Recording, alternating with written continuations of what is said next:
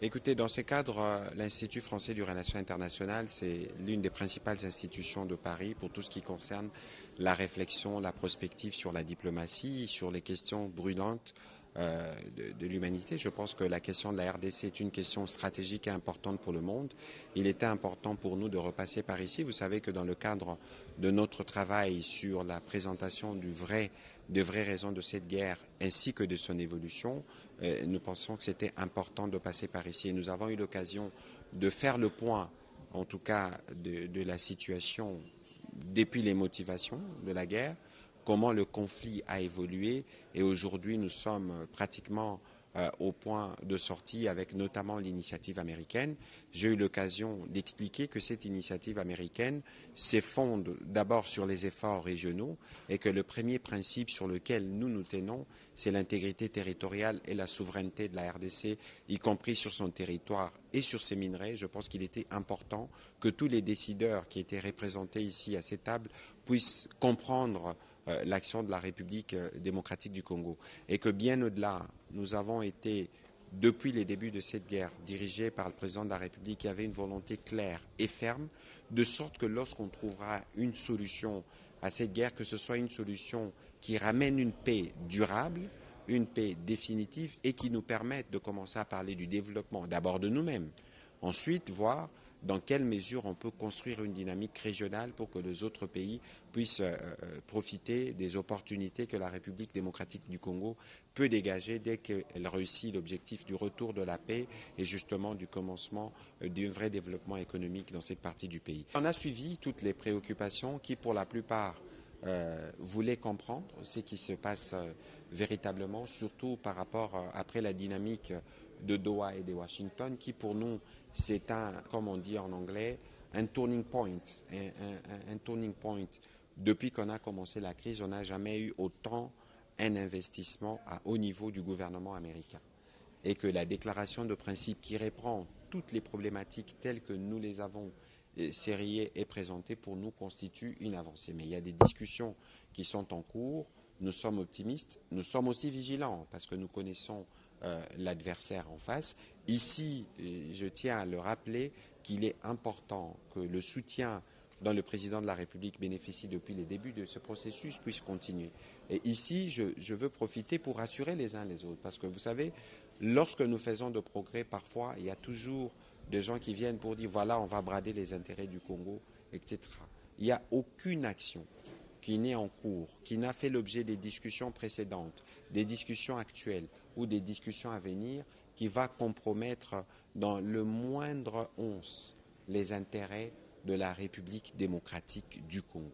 Les intérêts de la République démocratique du Congo seront garantis de bout en bout. C'est cela la ligne directrice du président de la République et c'est ce sur quoi tout le gouvernement travaille. Bon, écoutez, il n'y a pas des récupérations américaines. Les États-Unis ont toujours été un allié de la République démocratique du Congo. Ils ont ramené leur sauce. Évidemment, tout le monde veut se joindre à l'initiative au regard du caractère stratégique de la RDC. Mais la question, c'est peut-être pas se joindre à ce qui s'est fait maintenant, qui se traite à un certain niveau et qui permet d'avoir des avancées. Mais il y aura, au terme de tous ces processus, lorsqu'il y aura le retour de la paix en RDC, la RDC est un pays qui est ouvert et les continents européens ou les pays occidentaux auront toujours leur place. Et je dois rappeler ici que nous avons atteint ces points, y compris aussi grâce au soutien des pays occidentaux qui ont manifesté clairement leur opposition au Rwanda, s'il faut parler de la Belgique, qui ont pris des sanctions, ou encore à la France qui est toujours derrière toutes les résolutions. Je pense que chaque continent, chaque pays a joué son rôle dans cette dynamique générale et nous espérons que les rôles des uns des autres pourront concourir à l'avènement de la paix, de sorte que lorsqu'on a la paix, on peut voir comment, de par les liens que nous avons avec les différents pays, voir comment les consolider et construire des liens plus avantageux au sens économique du terme. Merci.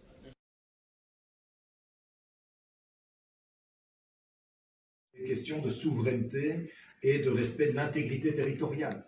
Et c'est cette boussole qui a toujours fondé la politique des affaires étrangères du Royaume de Belgique qui nous a amenés à pouvoir être particulièrement vocaux pour dénoncer effectivement les exactions dramatiques qui sont commises à l'est du Congo, avec, il faut le reconnaître et le regretter, la mobilisation insidieuse d'une série de forces de Kigali. Alors, nous avons souhaité donner écho, évidemment, à l'indignation partagée bien au-delà de Bruxelles par la communauté internationale. Rappelons que l'attitude rwandaise s'est vue condamnée par les Nations Unies, par l'Union UK, la Grande-Bretagne, excusez-moi, également par le Canada, par les États-Unis et bien entendu par l'ensemble des 27 États membres de l'Union européenne qui ont souhaité d'ailleurs matérialiser cette contestation et cette condamnation par l'adoption, il y a quelques semaines, de mesures de sanctions ciblées à l'égard de personnes physiques ou morales du Rwanda. C'est peu de dire que la démarche a été peu appréciée à Kigali et la Belgique en a fait les frais, puisque le Rwanda a décidé de manière totalement unilatérale et radicale de rompre ses relations diplomatiques avec notre royaume, dans une démarche qui apparaît à nos yeux probablement plus fondée sur un ressort émotionnel plutôt que rationnel, parce qu'il est toujours essentiel, a fortiori pour garantir une solution pacifique dans une zone de conflit, de conserver des canaux de communication ouverts pour mettre les choses en perspective, et la comparaison s'arrête là bien entendu, même avec la Russie, dont on ne peut pas être suspecté de complaisance.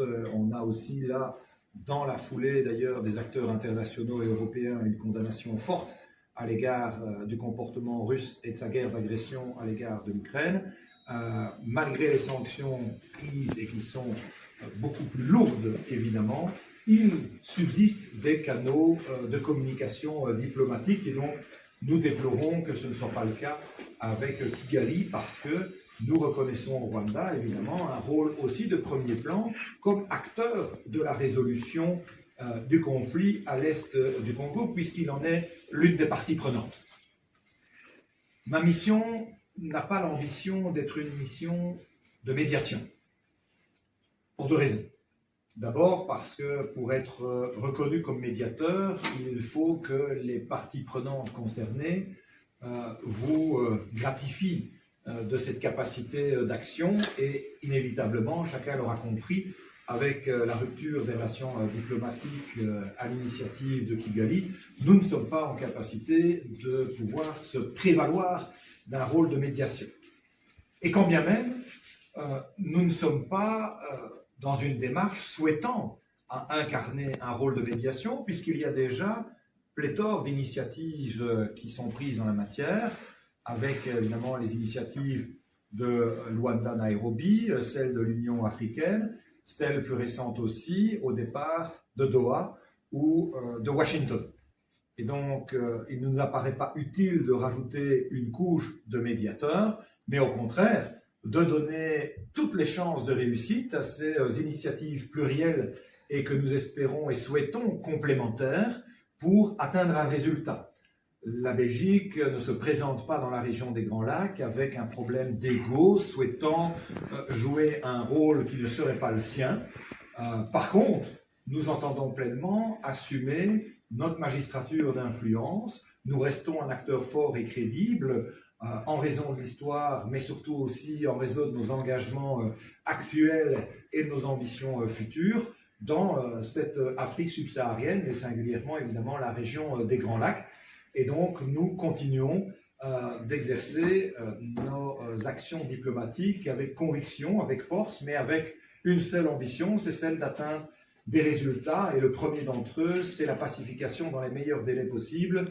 À l'est du Congo, il faut mettre un terme rapide aux exactions qui sont commises, aux atrocités subies par la population qui n'ont que trop duré.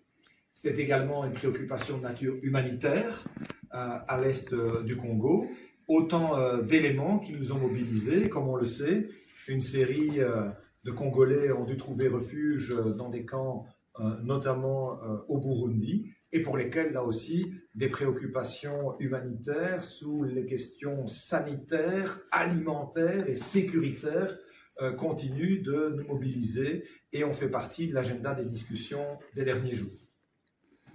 Mais nous sommes conscients qu'il faut rester vigilant quant au processus initié par Doha et Washington.